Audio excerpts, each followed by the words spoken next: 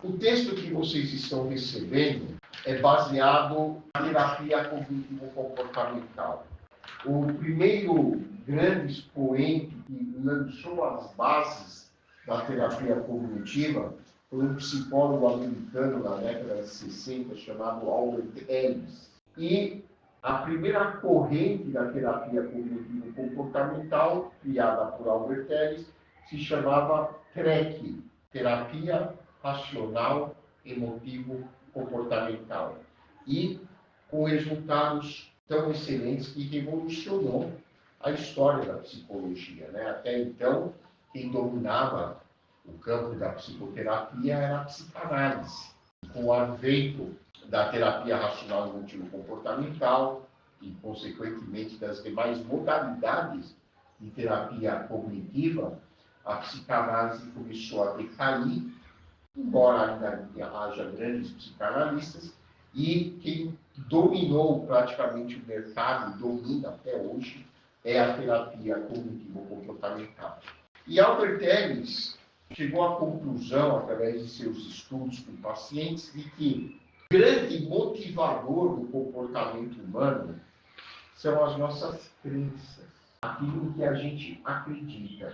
Albert Ellis, estudando pacientes com ansiedade, depressão, pacientes compulsivos, com algum tipo de convulsão ou fobia, descobriu que existem algumas crenças que são comuns a praticamente todos os pacientes com problemas psiquiátricos. E ele elencou essas crenças, que são em torno de 10. Na verdade, são 12, mas depois foram condensadas em 10 crenças. Analisando essas crenças, vocês podem identificar quais são as crenças que caracterizam a mentalidade de vocês. Por exemplo, eu posso ler e dizer, puxa, eu, Roy, acredito muito na crença número 1, na 5 e na 7. E você pode falar assim, olha, eu praticamente vivo em função da crença 2 e da crença 4. Você corrigir essas 10 crenças, você é praticamente um homem liberto.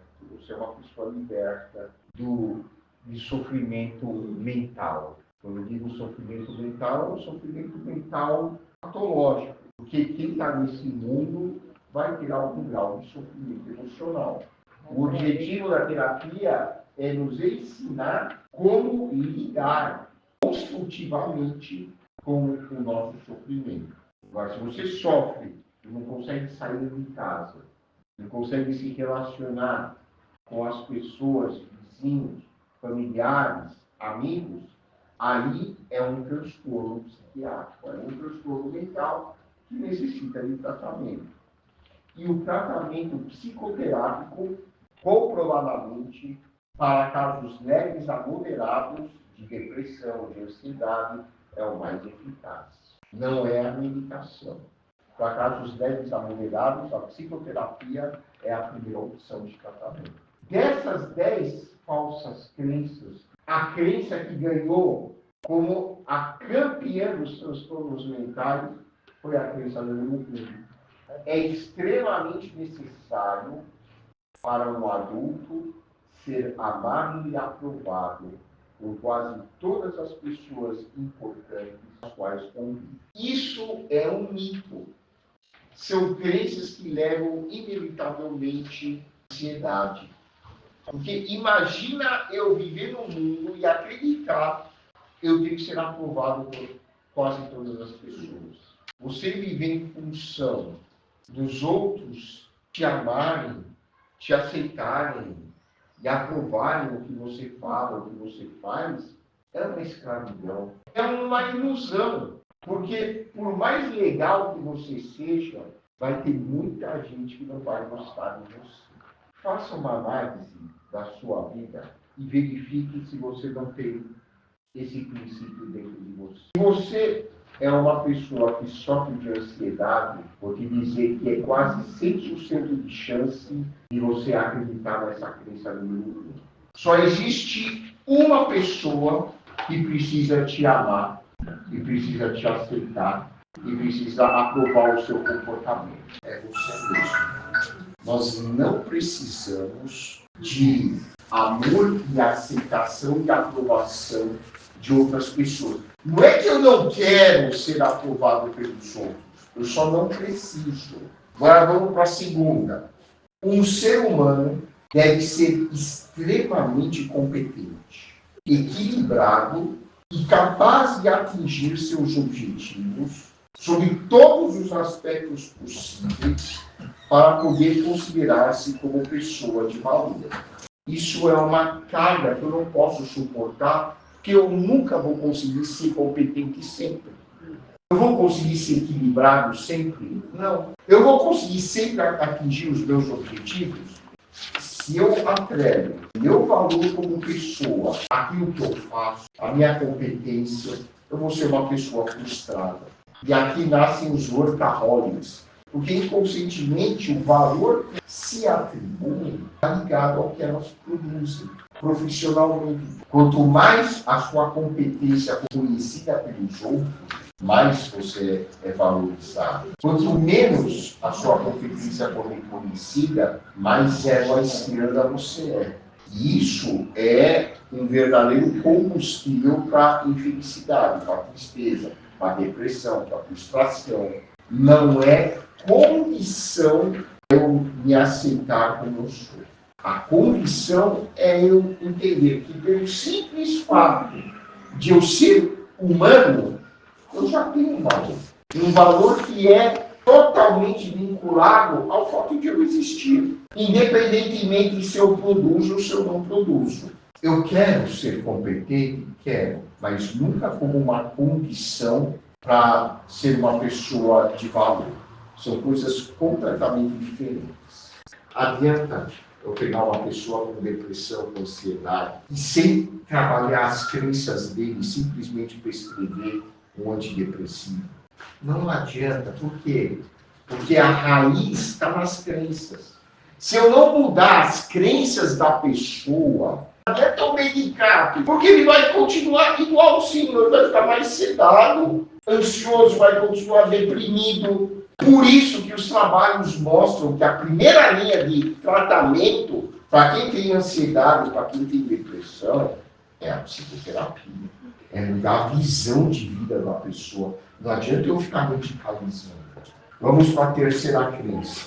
Eu acho que todo mundo tem a crença número 3. Certas pessoas são más, perversas, degradadas e devem ser severamente censuradas e punidas por sua maldade. Mas não é isso que a gente aprende, nem em casa, nem na religião. Uma coisa é a pessoa, outra coisa é o comportamento. Do ponto de vista da psicologia, a pessoa age daquela maneira, não porque ela quer fazer aquilo, mas porque por questões várias, entra um pouco de genética, um pouco de biologia, um pouco de educação, de cultura, o ambiente, os condicionamentos que essa pessoa teve ao longo da vida. As pessoas agem de maneiras, às vezes, totalmente contrárias ao que elas gostariam de agir. Elas fazem aquilo que elas não querem fazer. E o que elas querem fazer, elas não conseguem. Então, muitas vezes, vocês vão ver pessoas bem intencionadas fazendo coisas horríveis. E lembrem-se, uma coisa é a essência da pessoa, outra coisa totalmente diferente é o nosso comportamento. A não ser que a gente passe por um processo de terapia e reveja e entenda o que está por trás do nosso comportamento. Um pouquinho, qual a história de vida dessa pessoa? O que ele passou desde a infância? Que tipo de educação ele teve? Em que tipo de ambiente ele foi criado? Que tipo de genética ele herdou dos pais? Se nós estivéssemos no lugar dele, tivéssemos passado pela história de vida dele, talvez nós seríamos a mesma coisa. As pessoas não são o que querem ser, elas são o que elas conseguiram ser. A notícia ruim é: todos nós temos pensamentos ruins. Com a terapia, você aprende a diminuir a força desses maus pensamentos. Terapia cognitiva, a análise transacional e o mindfulness são muito eficazes para ajudar você a administrar esses pensamentos negativos. Você vai precisar vir em várias reuniões para aprender esse processo. Mas de cara eu já te digo uma coisa: nunca lute contra um pensamento ruim. É outro processo para você administrar, não é lutando diretamente contra esse pensamento. Então, gente, as pessoas não são más, mas elas podem ter comportamentos maus, é diferente. Quando as coisas não acontecem do jeito que queremos, isso é horrível, é catastrófico. É impressionante como muitas pessoas acreditam nisso. Não é que é legal as coisas não acontecerem do jeito que a gente quer. Claro que a gente quer que as coisas aconteçam do jeito que a gente planejou, óbvio. Mas se não der certo, não é que isso é horrível, é catastrófico. É simplesmente ruim. Então, o Albert Ellis dizia que muito do nosso sofrimento mental é causado pelas palavras exageradas que a gente usa. Nós precisamos analisar com cuidado as coisas em que a gente acredita. Quando a gente é criança, a gente acaba acreditando em tudo que os nossos pais, professores, pessoas mais velhas falaram com a gente. Só que hoje nós não somos mais crianças. Então nós temos a responsabilidade de analisar as nossas crenças. Analisando, talvez você vai descobrir por que você age de uma determinada maneira. E vai perceber que para mudar o seu comportamento e adotando uma crença mais saudável, mais realista, você vai conseguir grandes mudanças na sua vida. Veja, não é pensar positivo, como algumas pessoas falam. Eu vou pensar positivo. É pensar racionalmente. É pensar de uma maneira realista. Quando você, ao invés de pensar negativamente, passa a pensar de uma maneira racional e realista, você pode transformar a sua vida. Simplesmente pensando de uma maneira mais realista e racional.